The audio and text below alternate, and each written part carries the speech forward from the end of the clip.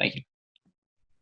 Thanks for that, Adam, and welcome to everybody who could make it to this workshop. It's so good to have you guys here.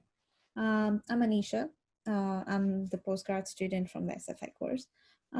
Today, I'm going to be taking you guys through the basics of InDesign, and we're going to do that in a fun way by making zines. I'm just going to share a small presentation I've made on that. So, a brief introduction on what's a zine before we jump into InDesign basics on how we're going to create one. A zine is a non-commercial publication, kind of like a magazine, except that the difference is that zines are not made with the intent of making profit, but more with the intent of expressing yourself, more like a soapbox. So there are different kinds of zines that are made. Art zines, photography zines, literary zines, political zines, travel, music, health, and the list is really massive. Now, zines can be tangible. They can be made out of paper. There's a very specific layout, but it's very easy to make and you can easily find it online. The basic start for a zine book would be 8 pages long. It's something like this. I can share the link to how to make a paper zine if you'd like later. Or you can also make them through easy online tools such as InDesign.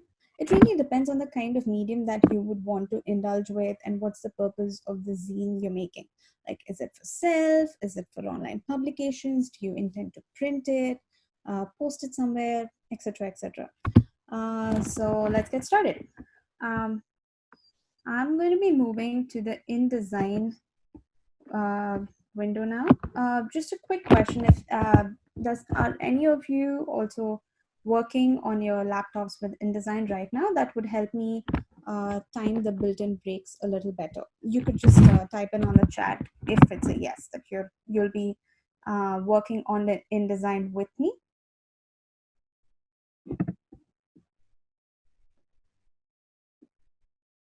Okay, that's great. Thank you. Let me just share my InDesign.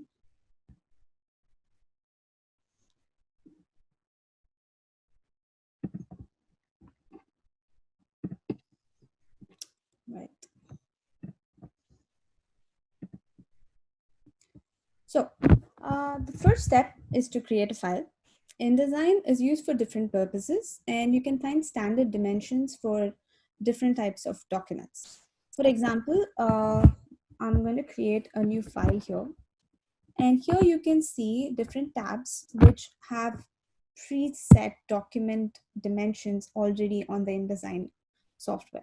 For example, if I want to print a document, then I'm going to be looking at the different presets which are already existing. And the most common ones would be A5, A4. You can also have business cards. So for the purpose of this, I'm going to create an A5 document. But once I select the document, you can see that it already has width and height of the document pre-recorded. You can change the units that you're comfortable with. I usually go with inches. So the standard dimensions of an A5 document would be 5.8 by 8.3 inches, at least for print, right? And you can always adjust the orientation of the pages either to portrait or landscape.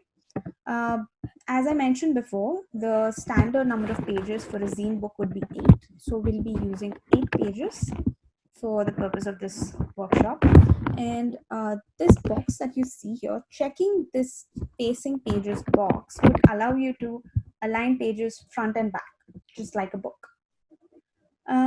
For the purpose of printing a document, be mindful when I say it's for print.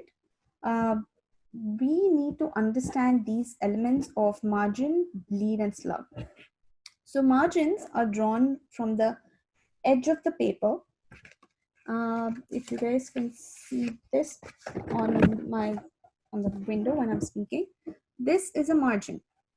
These are drawn from the edge of the paper so you can appropriately place your content to be visually appealing to the reader. Standard width size is usually provided when you create a preset document on InDesign. For the purpose of a zine, I got to stress on the importance of bleed. It's an area that marks for extra width capacity if you're printing the zine at a print shop. Uh, Usually, the typical value we set is 0.25 all around.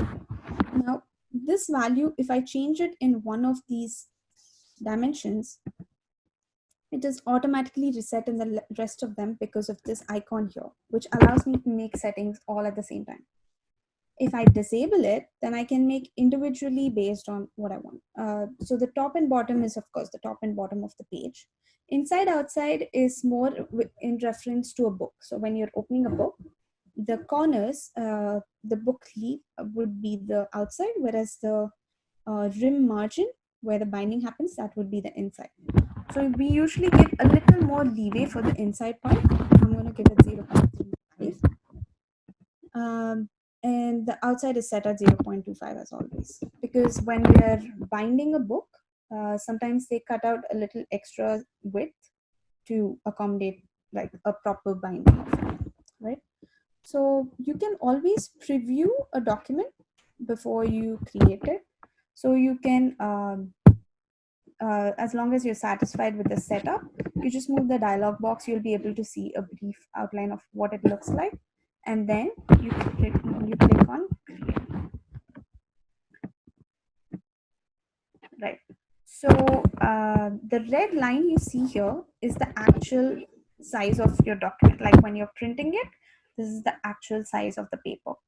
But we're giving a 0.25-inch leeway for any cutting purposes.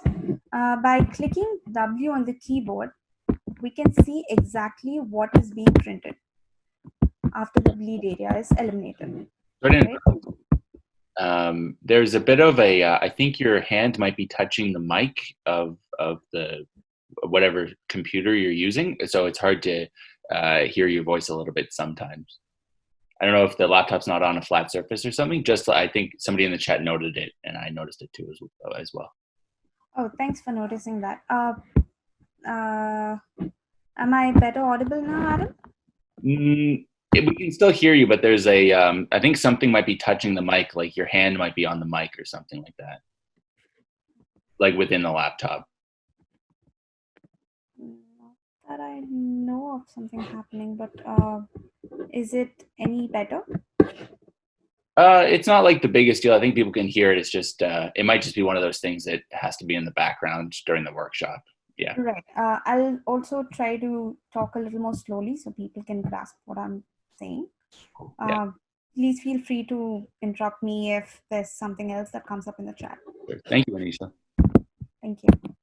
So this is a preview of the document that we've done. And once we've created it, we're just going to take a small break here, probably around 5 minutes, for you to create your individual documents on the software on your laptop before we proceed. If you have anything, please feel free to shoot out any questions.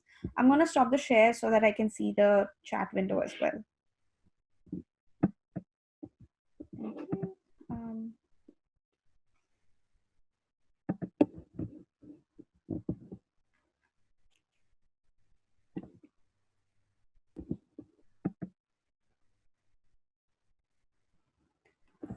So once you create a document, it would be nice if you could just give a heads up that you're ready to go on to the next part.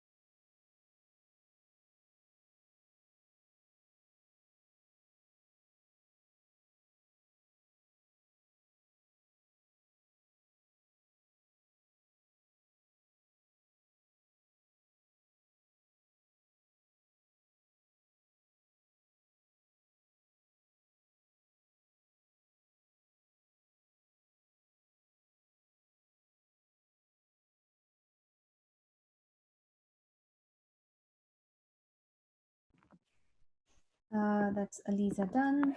Alexis, you could keep trying. If you need anything, any help, just feel free to drop by in the chat. Is anybody else working on it? Kiana?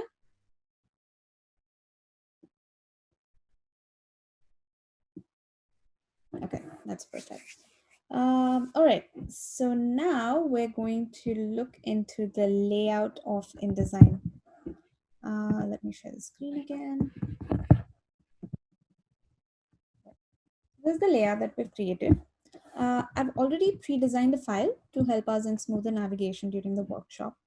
The pages tab here shows us, sorry, is the screen visible to everybody? Okay. Yeah, you're sharing it. Okay, great. So these are the different pages, all the pages on our file actually. One is the first page, while 8 is the last. The rest of the pages you see here, 2, 3, 4, 5, 6, 7, these are like in the form of a book. So they're facing each other. This is the inside part of your document, whereas this is the outside. So when I click on any page in the Pages tab, it'll take me directly to that page on the grid. Now let's take a look at the different tools that we use in InDesign. We'll be skipping some tools which might be which might not be needed for a basics course, but they're very easy and to build on, to learn from. You get sources online, which are just like a line or two. And the best way to learn or practice InDesign is the more you work on it, the better you get at it, right? So we're gonna take a look at this tools panel. Now I can detach it from the window. I can move it closer to the document for my comfort. I would rather keep it on the side. I can attach, detach. We'll be going through each tool briefly. So I've created a zine book of my life in India. It's gonna be just we'll be learning each tool and the associated properties while going through the doc. First up is the selection tool. So I'm going to highlight a couple pages from the ones I've already created. First up is the selection tool. Now this tool allows you to select different kinds of content on the page. For example, I'm going to use this text box. I'm going to click on it, hold it, and drag it around and place it wherever I want by releasing the cursor. It's pretty much like a cursor that clicks, drags, and holds. Now, when I move this cursor onto an image, right, it pretty much serves the same function, except when I hover over the circle in the center of the image. The cursor changes to a hand, which allows me to displace the image within the boundaries of that image, like this. Whatever is behind that uh, image, once displaced, that's it becomes transparent and just reveals what's beneath it, right? So there are two ways that I'm displacing an image. One is through the cursor, and the other is using the selection tool, right? So this function is what is enabled in the next tool, the direct selection tool, that allows you to move the image around. Now it's not mandatory that you need to use this tool. You could just hover over it, but it just depends on the ease of which you want to use. The type tool allows you to start typing into the document. So I'm going to click on this tool, move here. So the type tool, you just need to hold and drag the cursor, which allows you to create a text box to your required dimensions. And then once you have the type tool ready, let's say I would like to type Zine. I'm going to select this entire thing and then move to properties on the sidebar, which gives me all the different characteristics and properties I can toggle with for this text box. I can change the font, I can change the font size, type, There's just the alignments, there are bullets, numbering, etc., etc. And you can also change the color of the text by choosing this fill. Uh, you see different kinds of colors. You can choose one of them. We'll go more into colors and gradients over the next set of tools. Right. So once we've created the tool, the next one is the line tool that allows us to make lines across the document. It just draws only straight lines. There's nothing else, which is compensated by the pen tool, which gives me more flexibility in drawing irregular shapes. It's just single click everywhere. I'm gonna keep clicking this, and I get to close this shape by selecting the first point where I originated. Right click on this allows me to access different kinds, like if I would like to add an anchor point somewhere in between. So if this is my shape that I've already created, I can add an anchor point over here, or I can remove an anchor point by deleting it over here, over here. That allows the that allows the shape to be changed accordingly. The pencil tool offers more flexibility. It's more for freehand drawing, really. So I'm going to create any shape. That's an egg. That's a star. I'm very bad with freehands, I guess. The shape tool, which is more important for us, it allows us to create different kinds of shape. Now, right-clicking on this provides us, gives us a look at the different kinds of shapes which are available on InDesign. I'm going to use, let's say, circle tool for now. I'm going to create an ellipse of it.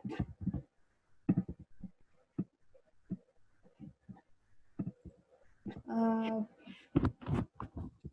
so the next part would be to access the scissors tool. The scissors tool allows a line, shape, or image to be cut up by making incisions across the object. This separates the object into as many distinct cuts as you would like. So, but you have to be mindful that you can only cut around the perimeter of the shape or along a line. Like if this is the line, if the scissors tool can be used in a particular instance, it's going to assume the shape of a plus with a circle in the center. So I can make an incision anywhere across this line. So I will make one here, which divides this line into two separate objects, like that. Or if I would like to make the same incision for a shape, I can make separate cuts wherever I would like to. Just one click on that particular part, and it's going to make the various cuts. Now the shape tool, the color inside the shape tool is assumed as standard, but when I make the cuts, now all these become distinct separate objects. So the filling inside, the color fill inside each part is distinct now. Okay, so moving on to colors, I'm just going to remove this part.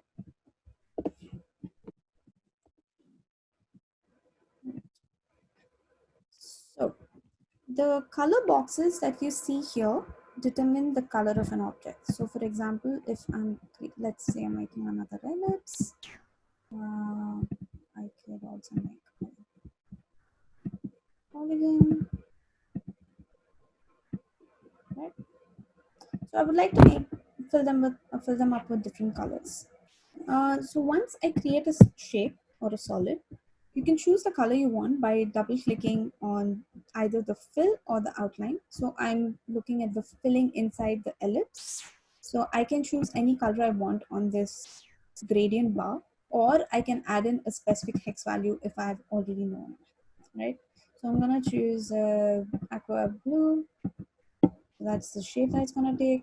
If I would like to replicate the same into the outline, then I would choose this particular hex value, copy it, move to the outline by double clicking, and then I'll copy that back to the hex.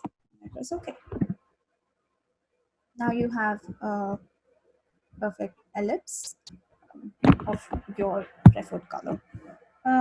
Or sometimes, if you're just feel really good, like if there's an image that you really like, if this is the color that you want, then you can use the eyedropper or the color theme tool. By choosing this, it gives me a range of colors which are within this, and I get to pick on one, and I can copy the same by clicking onto the image or shape of my preference. Finally, we have the hand tool and the zoom in tool. Zoom in allows you to zoom into the document, see more.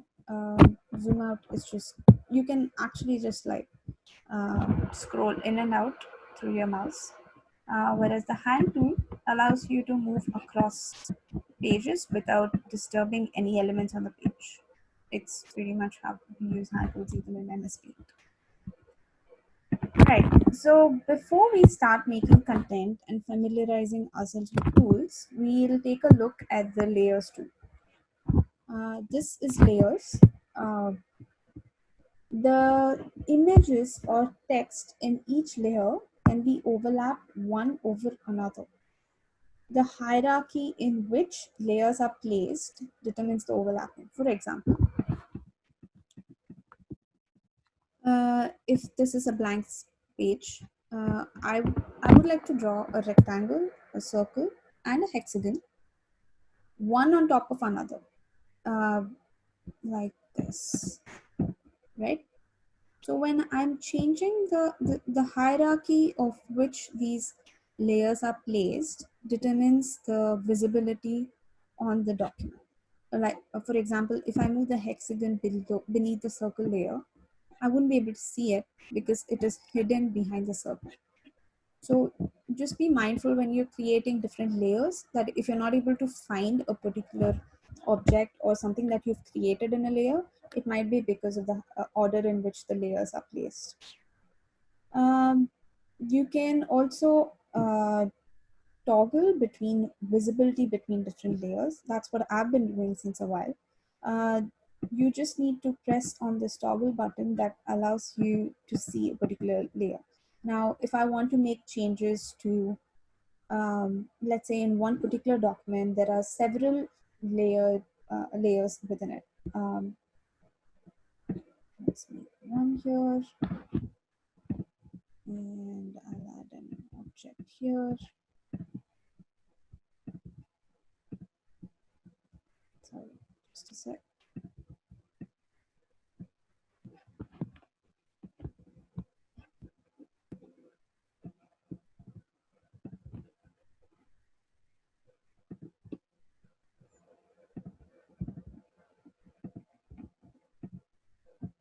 So we have different objects here. So for example, if I would like to make a change within only one of these layers, if I would like to change the color of this particular, uh, sorry, one second. If I would like to change the color of this layer, then it could be a little bit of a hassle when you're selecting it using um, the selection tool. What we usually do is just like click and drag so that the particular layer is already selected. So in that situation, you can just toggle between visibility. If I want to make changes only for this particular polygon, then I'm going to deactivate the background so that it's easier to make any changes. And I'm going to add in a fill of my choice. And then turn on the rest of the layers so that I have the image included, right? You can always send an image or text box, anything back and forth by right clicking on it. And you can move to arrange, which allows us to send an image back or send to front. There are different choices. Right. So now that's done.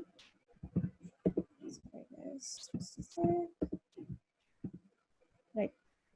So this is what we have.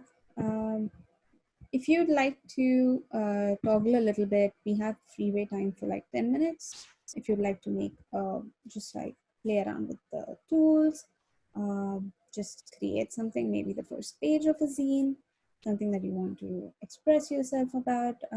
If you could do that, then I'll just, in the last phase, I'll teach you just on how to appropriately save on InDesign so that you get the best output either for print or for interaction through website results.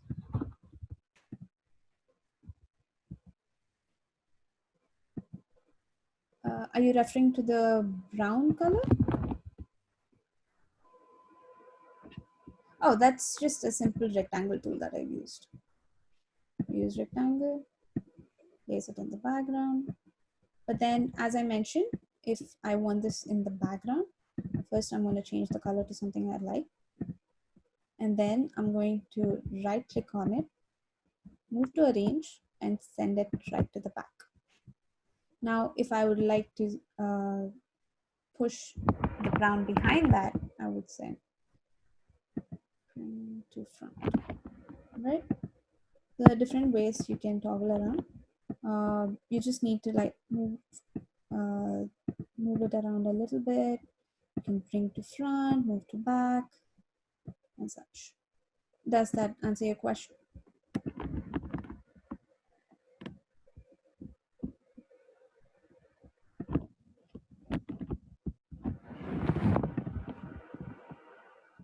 So do we want to take a 10-minute break so you guys can familiarize yourself with the tools? Can you show how to insert a photo? Right. So the easiest way that I would insert a photo is to go to the file location on your computer, click on it, drag and drop. Now, if you already have a defined boundary, for example, let's say this is my defined boundary, and I would like to place an image in this. Just a different image.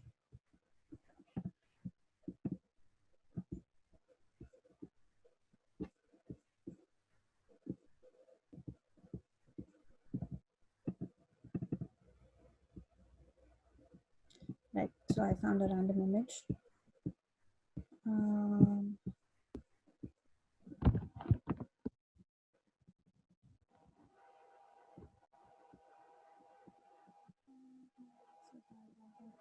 Yeah.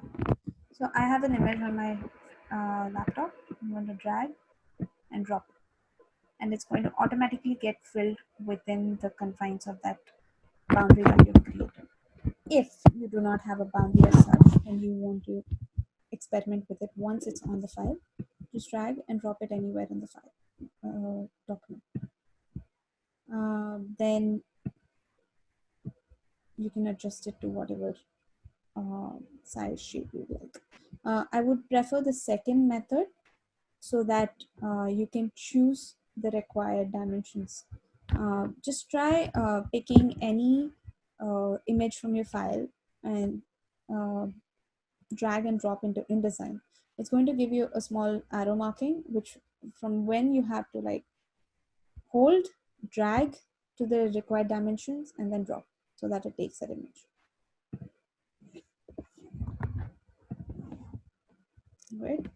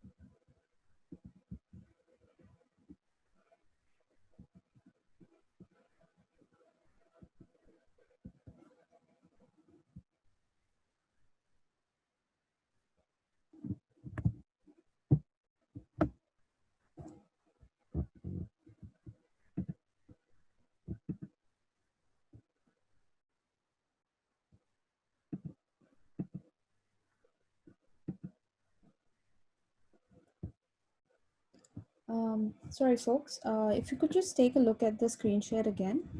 There was one thing I forgot to mention. So along with visibility toggling, you can also lock the particular layers. For example, if this layer was, if there are two layers in the same, then even though I would like to look at this particular layer, I would like to lock the others. So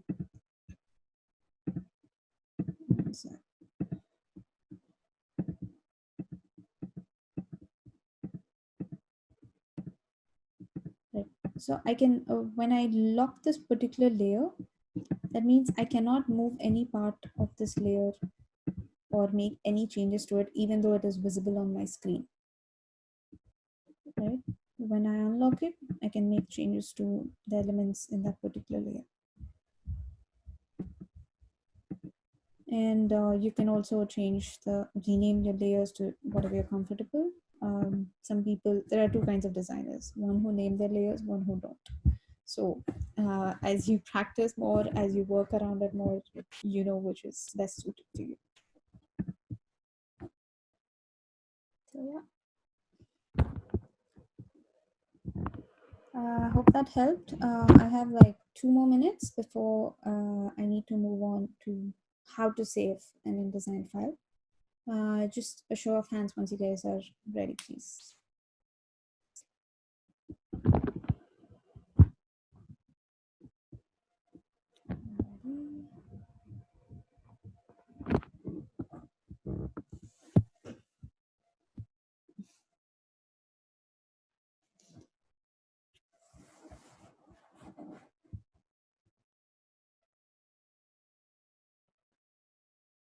Aliza, you ready?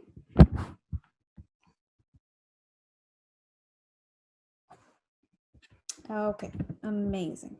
So now this is my zine, and this is what I want to print, right? So to get the optimum out of the colors, the layouts, and just the fonts and everything, the best way is to first go to a file and then click save as. This is like your everyday saving a document. You can save it as PDF or sorry. Usually you can save it as a template.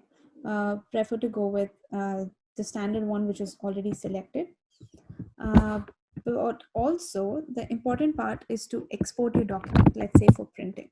You cannot provide an InDesign file to the print shop and ask them to print your document. Not many places support that.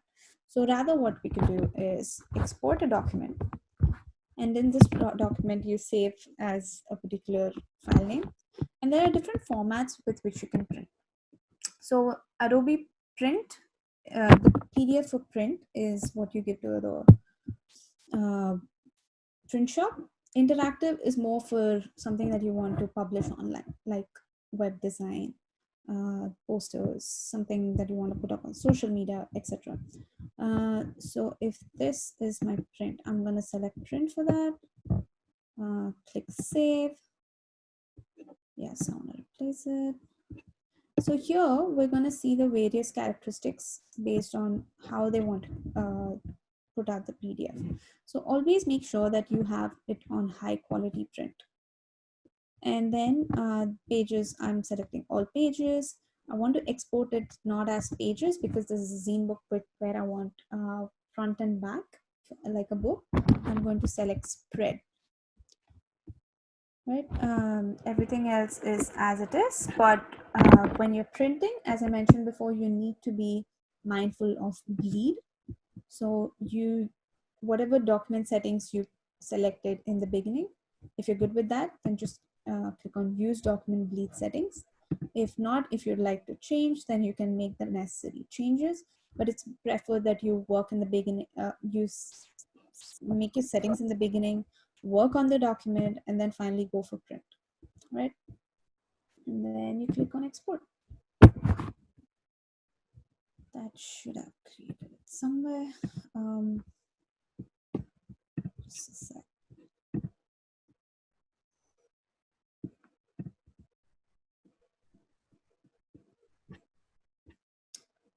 Zine book. I'm gonna stop the screen share. So the Zine book. Let's come out.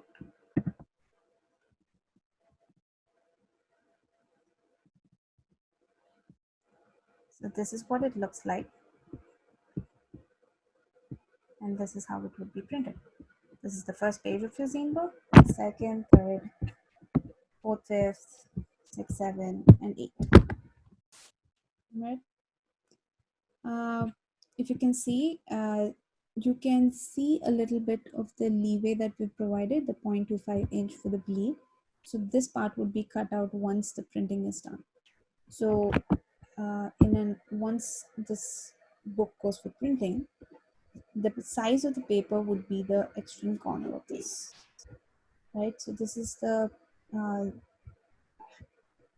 page, the document dimensions, the actual page dimensions, but then a part of it would be cut, which is why the content here looks seemingly smaller than what was actually in the main InDesign file. But that's just because we're giving leeway for cutting. Right. Any questions, anyone?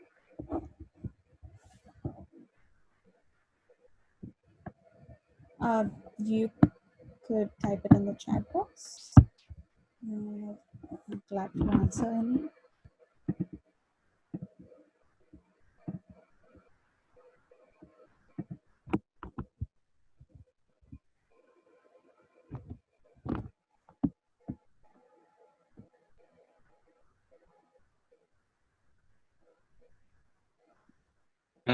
While we're waiting for other people to have a question, I just had a quick one.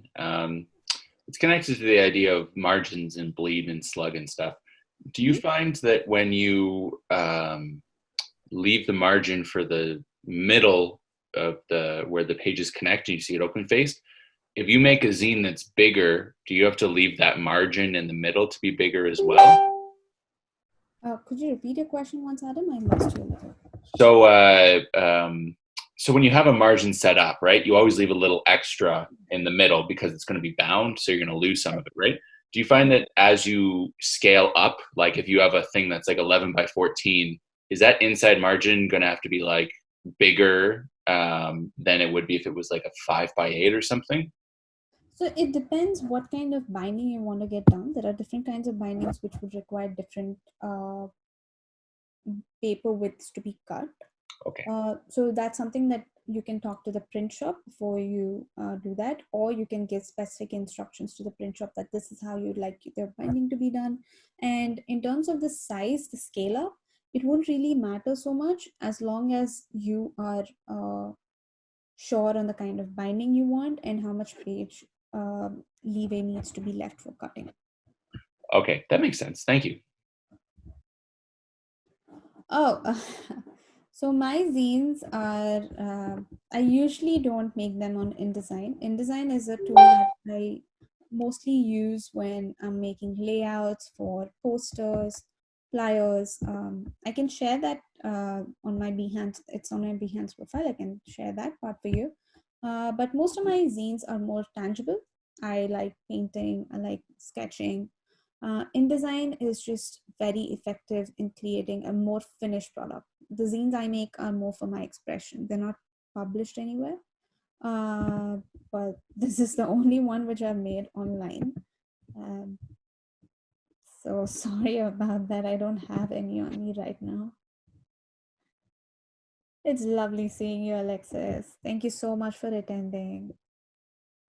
Oh, for those who don't know, Alexis and I were in the same cohort. We worked on a couple projects together. It's an amazing cohort member.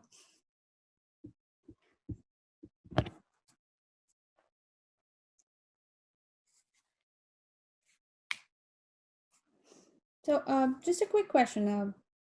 What, apart from learning the basics of InDesign, but mostly for zine making, how do you, like, what kind of topics would you guys be interested in when you're working around zines? I'm mostly into travel and photography. What's yours?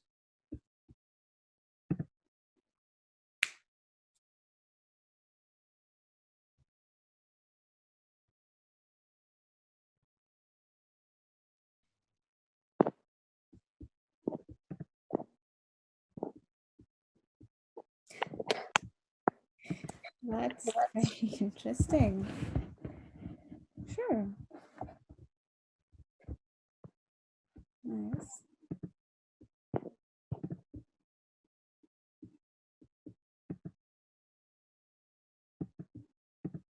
Right. Um, book of yes. Comedy or DIY projects. True. So, just a quick info that zines are really making a lot of popularity because of the situation we're in. Everybody wants a voice, they want to be heard. It's a little difficult when you're in isolation, confined. So, a lot of people do this for themselves. Sometimes they do it for the sake of others, like a propaganda or just to inspire someone. It just really comes from where your um, inspiration is stemming from, like why you want to create a zine, more like how you create a zine. There's no such thing as how you create one except for the 8 pages, which are common. You can literally have a different topic on each page, and nobody is going to question on what's the zine because it's your publication, it's your expression, it's how you see things. Um, I just hope that all these Godzilla comedy projects, recommendations for MRP. I just hope that with this zine, people would be able to see what you really would like to voice out, what you want to show or express, and that InDesign is one of the best tools I know to make it more. It's a little complicated when you start off immediately. Like there'll be like so many questions, but honestly, like Google is there for all of it. Like you just type one question about anything and it just pops up as to how, why, what, what you can do, what you can't do. And moving on from that, you can also start looking.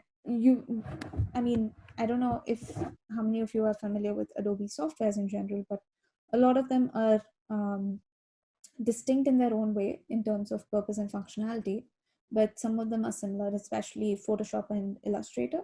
If you work with both of them, you'll see the similarities in the functioning of it, just like a bunch of different shortcut keys, but it's uh, easy to talk with, easy to learn. So if you learn InDesign in a even moderate good enough way, then you can start exploring other Adobe softwares. Um, a good start would be Photoshop. That's what most people go with.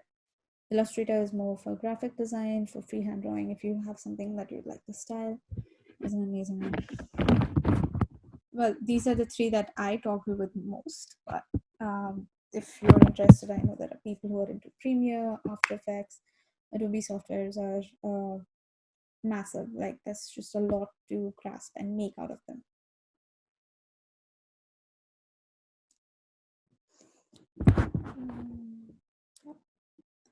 Any thoughts? I would love some feedback on this session. Like, was it useful? You don't have to cut back on anything. You can put it as blatantly as how it can be improved. Is there something that you would have wanted to know? I wouldn't mind sending you guys links to something if there's something more you would like to learn. Just feel free to type it out. While they're typing that out, Aneesha, would you mind typing in like your website or your social media account so people can follow you? Sure. Well, thank you.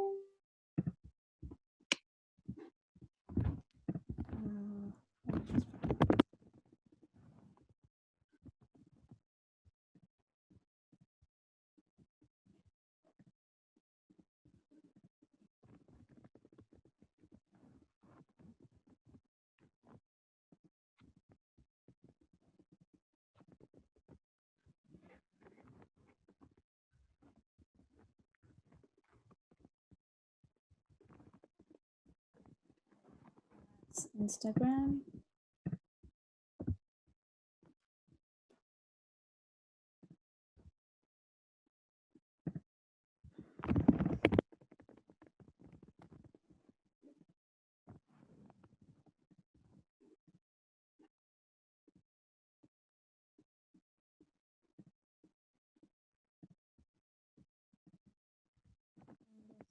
my Behance profile.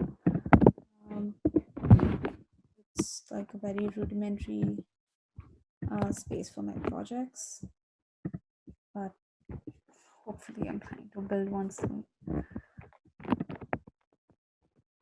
That's the one. Thanks for the feedback, Alexis.